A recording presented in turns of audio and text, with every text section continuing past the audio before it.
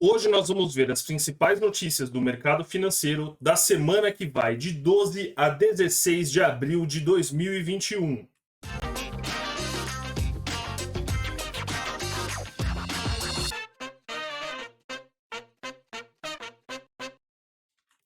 E aí, pessoal, tudo bem com vocês? Meu nome é Leonardo Zeidan, sejam muito bem-vindos ao meu canal. Antes de mais nada, não se esqueçam de deixar o like, se inscrever no canal. Estou deixando minhas redes sociais aqui na descrição e aqui no vídeo. Podem entrar em contato comigo à vontade. E vamos lá para a minha tela para a gente começar já a ver as principais notícias dessa semana. Primeiramente, a primeira notícia aqui que me trouxe um pouquinho de preocupação é a Câmara vai tentar fixar o IPCA como teto de reajuste para aluguéis para evitar o IGPM, né? Como eu já venho falando aqui, já faz um bom tempo, o IGPM disparou, subiu muito, e o IPCA ainda não acompanhou. Eu acho que é uma questão de tempo, tá? O impacto ele veio primeiro no IGPM, mas uma hora ele vai chegar no IPCA. E aí, como sempre, os políticos tentam resolver isso da forma como eles conseguem, né? Justamente regulando e passando na canetada alguma coisa que eles acham que vai ser melhor para o mercado. Como eu já falei em outros vídeos, por exemplo, o vídeo sobre se vale a pena comprar imóveis, se não me engano, foi nesse vídeo que eu falei. Os contratos de aluguel aqui no Brasil, eles são normalmente todos eles são reajustados pelo IGPM, né? O que não faz muito sentido, tá? Porque o IGPM é uma medida de inflação que não tem nada a ver com aluguel, com esse tipo de coisa. Mas, como a gente vivia num Brasil de hiperinflação, né? E a gente ter imóveis foi uma coisa que ajudou muito a população brasileira a encarar essa hiperinflação, né? Por isso que a gente tem toda essa cultura de comprar imóveis, de sempre buscar comprar imóveis para se proteger. Justamente por causa dessa cultura que a gente sempre teve, é que esses aluguéis são ajustados pelo IGPM, tá? Mas não faz muito sentido, assim como não faz sentido também ser ajustado pelo IPCA, tá? É, eu tive um professor uma vez que ele falou, meu, quer dizer que se o tomate aumenta na feira, o meu aluguel vai aumentar? O que, que uma coisa tem a ver com a outra, né? Então, realmente não faz muito sentido. E para tentar consertar isso, eles estão piorando, colocando esse teto no reajuste dos aluguéis, né? Então, não vai poder reajustar mais do que o IPCA.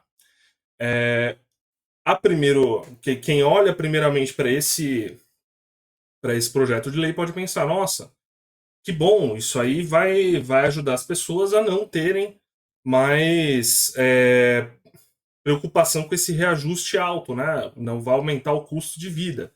Mas, na verdade, o que pode acontecer, por exemplo, é menos pessoas decidirem alugar os seus apartamentos, né? As suas moradias, é, e resolverem fazer outra coisa, né? Porque se eles não vão poder reajustar ao ritmo que eles desejam, né? Eles não vão mais poder, por exemplo, reajustar acima da inflação. Então, talvez passe a não valer mais a pena alugar, deixar, disponibilizar os seus imóveis para aluguel, né, nesse caso, e a gente pode ver cada vez mais menos imóveis para serem alugados. Não vai ser uma coisa que é ali imediata, porque a gente sabe que tem muita vacância por causa da pandemia, principalmente de imóveis comerciais, né? Mas é uma dificuldade a mais que os donos de imóveis vão ter que se preocupar. E quanto mais preocupação e mais risco eles tiverem, mais caro vai ser o aluguel.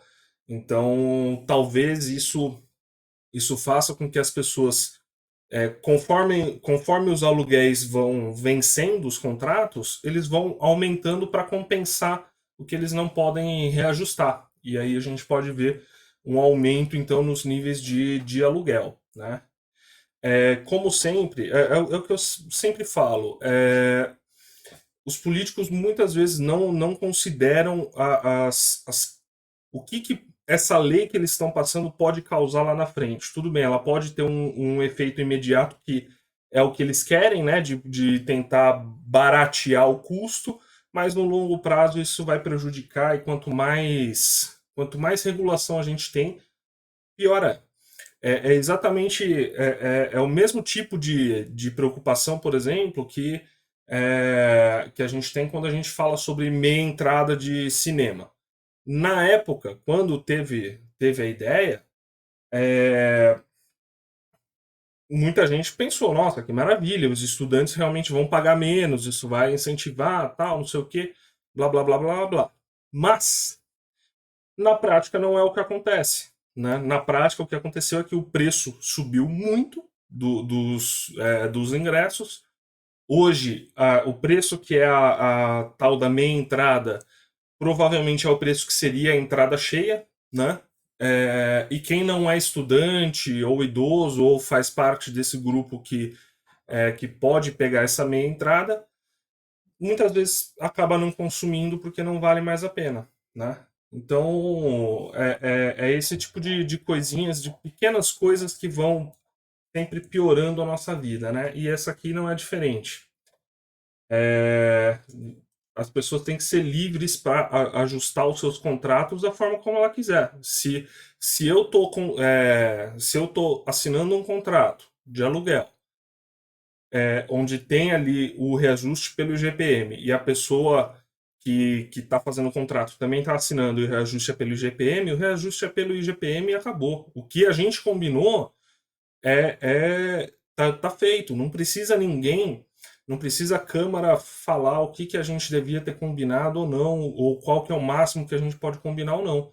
Se eu não achar que vale a pena fazer o reajuste pelo IGPM, eu como comprador ou como pessoa que está alugando, né, o imóvel, eu simplesmente não faço o contrato. Eu procuro outra pessoa com um preço melhor, com um reajuste mais interessante para mim, né? Mas enfim, mais uma mais uma coisa, um presente aí do governo, né? É, próxima notícia, continuação daquele imbróglio da Petrobras, né? Da troca do presidente da Petrobras. O general Luna foi, de fato, agora eleito conselheiro da Petrobras, né? É simplesmente mais um desdobramento, né, daquele caso que a gente já viu aqui faz um tempo. Ó, a Assembleia de Acionistas da Petrobras aprovou na segunda-feira o general da reserva Joaquim Silva e Luna como membro do Conselho de Administração da companhia, movimento que antecede sua eleição como novo presidente executivo da petroleira, conforme indicação de Jair Bolsonaro. Então as coisas estão encaminhando para que isso aconteça, né? Mas isso aqui é só uma continuação, né? Vamos para a próxima notícia. Imposto de Renda 2021. Receita prorroga prazo de entrega da declaração para 31 de maio. Então, para quem ainda não fez a declaração do imposto de renda, tem mais um tempinho aí para deixar para a última hora, né? Simplesmente é só uma questão de prazo, né? Não muda muita coisa, mas fizeram, né? Não faz tanta diferença, é mais uma questão de informar as pessoas que elas têm um pouquinho mais de prazo. Por isso que eu trouxe essa notícia, né? Próxima notícia, um questionamento ali. Por que Magazine Luiza comprou o site Jovem Nerd, a sua 17ª aquisição em menos de 18 meses? Então a Magazine Luiza, que é a queridinha da bolsa, né? Que subiu extraordinariamente, virou notícia, tudo mais, e pegou um market share muito bom, realmente teve uma reviravolta no seu negócio. Ela tem feito várias aquisições aí ao longo dos últimos 18 meses, como diz aqui a notícia, né? E a última foi o site Jovem Nerd, né? Que tem várias questões aqui de marketing que eles fazem. Por exemplo, ó, fundado em 2002 por Alexandre Ottoni e Dave Pazos, o Jovem Nerd produz conteúdo sobre cinema, séries, games, história e ciência, e inclui programas como Nerdcast, Nerd Office, Nerd Bunker, Nerd Player e Nerdologia. Então foi uma aquisição aí que o Magazine Luiza fez. Se não me engano, não foi isso mesmo. O valor do negócio não foi divulgado, então a gente não sabe por quanto que a Magazine Luiza comprou esse site, né? É, e o papel a ação da Magazine Luiza no dia do anúncio acabou caindo um pouquinho, tá? Isso particularmente eu não sei exatamente como estão funcionando essas aquisições, o que a empresa tem exatamente a ganhar com isso, né? Mas isso é uma coisa que as empresas muitas vezes têm que tomar cuidado para não deixar sair fora de controle. Fazer várias aquisições assim, muitas vezes tem empresas que acham que porque foram bem-sucedidas administrando um determinado negócio, elas vão também ser bem-sucedidas em outras áreas, né? Aqui no caso, por exemplo, esse site, né, o Jovem Nerd, ele é um site de marketing. Ele pode servir ali como ajuda para a Magazine Luiza, para fazer o seu marketing e tudo mais, mas não necessariamente é o tipo de negócio que a Magazine Luiza sabe conduzir, né? Inclusive, tem um livro que eu li um tempo atrás, foi acho que o jeito Peter Lynch de investir. Ele dá até um termo para esse tipo de coisa, que é diversification, né? Existiu uma época no mercado americano ali que várias empresas começaram a fazer várias aquisições com o objetivo de diversificar, né, o seu negócio, né? Então, estar exposto em outros tipos de negócios e como eles foram bem-sucedidos administrando um negócio X, eles acham que vão ser bem-sucedidos administrando um outro negócio e vão conseguir fazer o negócio crescer. Só que o efeito disso é que muitas empresas compraram e gastaram muito capital comprando outras empresas que não necessariamente tinham alguma coisa a ver, tá? Com a empresa controladora, né? E o resultado foi que a gestão deixou a desejar, porque não tinha expertise, eles não conseguiam replicar o negócio, fazer o negócio crescer da forma como eles faziam com o negócio principal. Então, ele até cunhou essa brincadeira, né, de palavras ali, trocando diversification, né, por diversification, que seria, ao invés de diversificação, a priorização seria alguma coisa assim. Ele joga com as palavras ali para falar que a empresa ficou pior, né? Ela não diversificou de uma forma boa, né? Não sei se é o caso, tá, pessoal? Não estou falando que não estou criticando a Magazine Luiza por fazer essas aquisições, porque eu não conheço é, o que está ali por dentro da empresa, não conheço a fundo o que eles estão pensando sobre essas aquisições, qual que é a estratégia deles, mas é uma preocupação a ter, né? Será que a empresa está fazendo essas compras, a estratégia é boa? Será que ela está pensando nesse tipo de coisa? Ou será que vai acabar sendo um caso de diversification, né? Aí as próximas notícias, basicamente, falam ali sobre criptomoedas, né? Que tiveram uma chacoalhada aí essa semana. Então, primeira notícia, Coinbase estreia na Nasdaq com alta de 31% e valor da corretora de criptomoedas fica em 85,8 bilhões de dólares. Então foi uma notícia extremamente positiva, né? Para quem não conhece, a Coinbase é uma exchange de criptomoedas, né? A partir da Coinbase, os clientes da Coinbase podem justamente comprar e trocar suas criptomoedas, né? Comprar e vender, né? Suas criptomoedas. E agora é um negócio extremamente positivo, porque agora o, a gente tem um negócio na Nasdaq, né?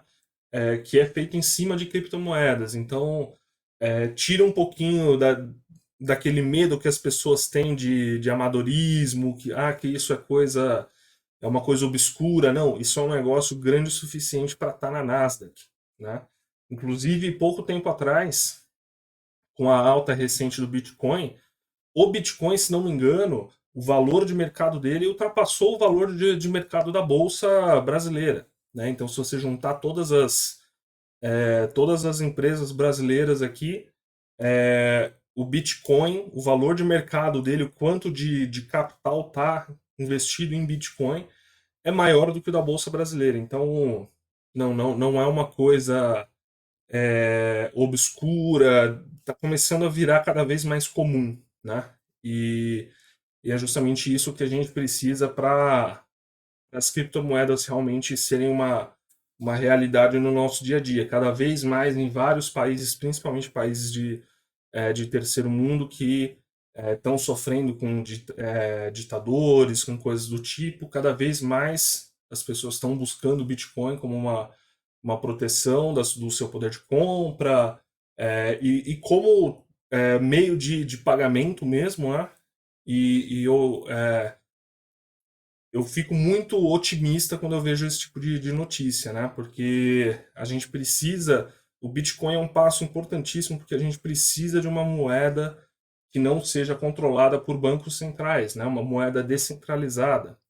E o Bitcoin é justamente isso. Ele vai permitir que a gente tenha, que os governos tenham menos controle sobre a nossa vida, né? Então é uma questão também de liberdade. A próxima notícia: Bitcoin chega à Bolsa dos Estados Unidos com estreia da Coinbase e renova a máxima histórica. Então, como era de se esperar, com o IPO da Coinbase, o Bitcoin subiu um pouco o preço, né? Aí a próxima notícia: criptomoedas devem enfrentar rodada drástica de supervisão, né? Então, agora com esse IPO, com o desenvolvimento desses negócios movidos a criptomoedas, né? Cada vez mais chama a atenção, e quanto mais a atenção é chamada para esse tópico, mais ele se valoriza, né? Como é de se esperar. Claro que a gente precisa tomar cuidado, porque a gente já viu anteriormente o Bitcoin, quando ele entra assim numa fase de expansão, ele sobe muito, mas aí quando cai, ele cai bastante também, então é uma volatilidade muito alta. A gente precisa tomar cuidado com exageros, né? A gente sabe que é uma notícia positiva, né? O Bitcoin, a Coinbase ter o IPO nos Estados Unidos é uma notícia extremamente positiva. Mas a gente precisa também segurar as expectativas, saber que a coisa demora um tempo, né? Que aos poucos a gente tem que cada vez mais ir usando o Bitcoin. Próxima notícia: Turquia decide banir pagamentos com criptomoedas após queda de confiança na lira. Bitcoin cai mais de 2%. Isso aqui é o tipo de notícia que quem tem Bitcoin está dando risada sobre isso, né? Primeiro, nenhum governo vai conseguir banir pagamentos com criptomoedas, né? E quanto mais eles proíbem, na verdade, mais a população acaba fazendo e acaba usando o Bitcoin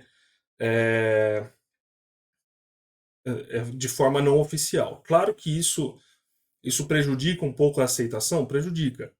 Mas isso aqui é o tipo de atitude de um Estado que está desesperado, né? Se o Bitcoin não fosse realmente uma ameaça à sua moeda, eles não iam ter esse modus operandi, né? Então isso aqui é extremamente positivo, porque mostra que realmente o Bitcoin na Turquia tinha chances de virar o principal meio de pagamento, a principal moeda, pelo menos de forma não oficial. Então a Turquia, o governo turco teve que banir os pagamentos por medo da sua moeda virar simplesmente inútil, né? Como a gente, inclusive, se não me engano, eu trouxe uma notícia aqui um tempo atrás, um senador nigeriano, eu não lembro agora de que país que era, mas ele do senador falando, o Bitcoin transformou a nossa moeda em lixo, não vale mais nada. E é justamente o que o Bitcoin acaba fazendo com essas moedas que realmente não têm valor, né? Por quê? Qual que é o valor dessas moedas, por exemplo? Qual que é o valor da lira turca, né? O valor da lira turca é justamente a confiança que as pessoas têm no governo turco, né? Então, é, quando a gente tem moedas assim que não tem lastro, que não tem, é, você não pode trocar ela por alguma coisa, por exemplo, antigamente o dólar ele tinha lastro, por exemplo, no ouro. Então, quem tinha um dólar tinha garantia do governo americano que se fosse lá trocar, é, que se fosse lá no tesouro, podia trocar o seu dólar por X quantidade de ouro. Hoje em dia, a gente não tem mais isso, né? Então, praticamente todas as moedas não têm mais lastro. O lastro é a confiança do governo, é a confiança que as pessoas têm no governo e o fato de que o governo tenta impedir outras moedas. Então, aqui, por exemplo, no Brasil, a gente tem o real, que a gente é obrigado a usar o real. E é essa obrigação que faz com que o real tenha valor aqui dentro, porque é a única moeda que a gente pode usar. Se a gente começa a usar outra moeda, o real vai perder seu valor, porque ele só tem valor aqui dentro. Ele só vale aqui dentro. Justamente porque quem quiser fazer negócios aqui dentro vai ter que usar o real. Então o governo cria essa demanda justamente pela obrigação de você utilizar. E a confiança que você tem na moeda é justamente a confiança de que o governo não vai fazer cagada, né? E não vai desvalorizar a sua moeda, porque senão por que você vai guardar real ou guardar lira turca, por exemplo, se o governo está imprimindo moeda à torta direito, se ele está desvalorizando a sua moeda, você não vai ter incentivo para ter aquela moeda, né? E é justamente esse o tipo de coisa que o Bitcoin vem para acabar. Porque o Bitcoin, a melhor parte do Bitcoin é isso. Você não depende de nenhum órgão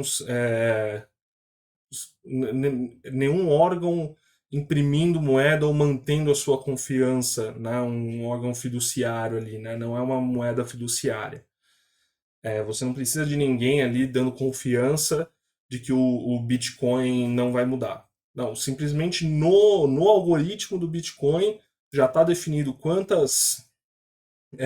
é o máximo de moedas, todo mundo sabe, está definido todas as regras e não tem como mudar. Então, a tecnologia é interessante? É interessante. Mas, por exemplo, você fazer um real feito com a tecnologia de blockchain, por exemplo, não vai valer de nada, né? Justamente porque o diferencial não é a tecnologia do blockchain, mas sim o fato de que as regras já estão dispostas ali no algoritmo e não tem como mudar, não tem como uma pessoa, um governo, uma entidade ir lá e resolver ligar a impressora. Entendeu? A quantidade é fixa e acabou, certo? Então é isso que traz, que confere ao Bitcoin as suas qualidades, né? É, enquanto moeda.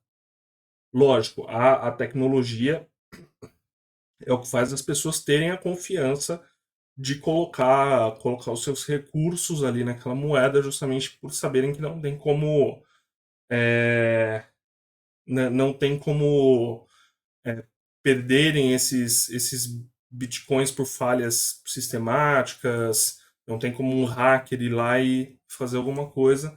Você é responsável pela sua chave. Se você É a mesma coisa, se você perder a sua chave na rua, a culpa é sua. Você tem que prover essa segurança, mas o algoritmo não tem como ser quebrado ali, né? Não tem como.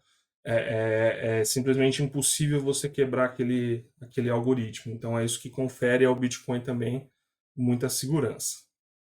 E por último aqui, a última notícia, Dogecoin foi uma moeda feita ali para tirar sarro, né? Um meme. A criptomoeda meme dispara mais de 400% na semana e entra para top 10 de maiores moedas digitais. É o que eu digo, né? Quando a gente pensa em criptomoeda, não é só a tecnologia, mas sim o que está por trás dela economicamente. Por isso que o Bitcoin é tão famoso, né? Não é o caso de toda criptomoeda, tá, pessoal? A gente tem que tomar cuidado com esse tipo de coisa, mas com esse rally, a criptomoeda agora tem um valor de mercado de cerca de 34 bilhões. É muita coisa. O ser humano tem que ser mais estudado, porque isso aqui é maravilhoso. Mas enfim, vamos dar uma olhada nos gráficos. Então a gente tem aqui o índice futuro, nessa semana tendo um rally de alta aí, volatilidade caindo, né? A gente vê aqui que as bandas de Bollinger estão se estreitando, né? Volatilidade caindo. Então teve esse movimento de alta aí essa semana, foi de 2,73%, uma alta considerável aí, né? A média móvel tá apontando para cima, então talvez a gente tenha continuidade no movimento de alta. E o próximo objetivo aqui a ser rompido é justamente aqui os 126, 125 mil pontos, né? Então a próxima resistência pode ser essa aqui. Se a gente romper aqui, a gente pode ter mais um rally de alta, mas existe a chance de bater aqui e retornar, tá? Então, até lá a gente não tem muita decisão para fazer, né? É esperar para ver o que vai acontecer aqui nessa região. Mas o movimento aqui tá como sempre, né? Zigue-zague, um padrão aqui de alta bem definido, né? Agora só esperando o rompimento aqui desse topo. Se a gente colocar aqui no diário, vamos dar uma olhada no diário, a gente vê que essa semana praticamente todos os dias foram aí de alta. Praticamente não, todos os dias foram de alta, né? Então a gente vê uma força interessante no movimento, mas como a gente sabe, nem tudo sobe para sempre, né? A gente pode ter no meio do caminho uma correção aí para uma correção saudável para continuar o movimento de alta. Então a gente pode ver ele retornando aqui pelo menos para a média antes de continuar subindo, né? Vamos ver o dólar futuro. Dólar futuro com a volatilidade praticamente aqui estagnada, né? A gente vê que não tem muita variação no tamanho da banda de Bollinger, né? No desvio padrão. E o dólar simplesmente de lado. Já faz várias semanas aí, vários meses, né? Que está aqui de lado. Então a gente vê que ele está retornando agora, está querendo retornar aqui para a sua média, né? Isso no gráfico semanal. No gráfico diário, vamos dar uma olhada. No gráfico diário, a gente vê aqui que ele deixou um topo, deixou aqui um fundo, não conseguiu romper o topo anterior, mas também não conseguiu romper o fundo anterior. Então a gente tem aqui uma bandeirinha, né, que a gente fala. Ele está se acumulando, não conseguindo romper nem topo, nem fundo. Uma hora ele vai ter que romper para um desses lados, e quando romper, provavelmente a gente vai ver um movimento mais acentuado, né? Tanto para cima como para baixo. É só uma questão de para onde que ele vai romper, né? A gente sabe que o dólar ele tem muita influência aí. O preço do dólar acaba sendo muito influenciado pela política, pela economia internacional, né? Então, vamos ver quais são os próximos passos, né? Mas aqui basicamente ele tá no fundo anterior, né? Ele está na mesma região aqui. Pode ser que já faça um rompimento? Pode ser, mas não está com muita força aqui, né? Pode ser que ele simplesmente agora tente voltar para buscar o topo anterior ou tentar não romper o topo anterior, mas continuar nesse zigue-zague aqui. Bom, basicamente por hoje é isso, tá, pessoal? Não se esqueçam de deixar o like, se inscrever no canal, se vocês gostaram do conteúdo. Deixa aqui nos comentários qualquer dúvida, qualquer sugestão que vocês possam ter. Eu estou aberto à sugestão sobre outros tipos de conteúdo que vocês queiram ver, qualquer tipo de opinião ou aula que vocês queiram. Deixa aqui nos comentários ou me mandem mensagem. E por hoje é isso. Até a próxima. Tchau, tchau.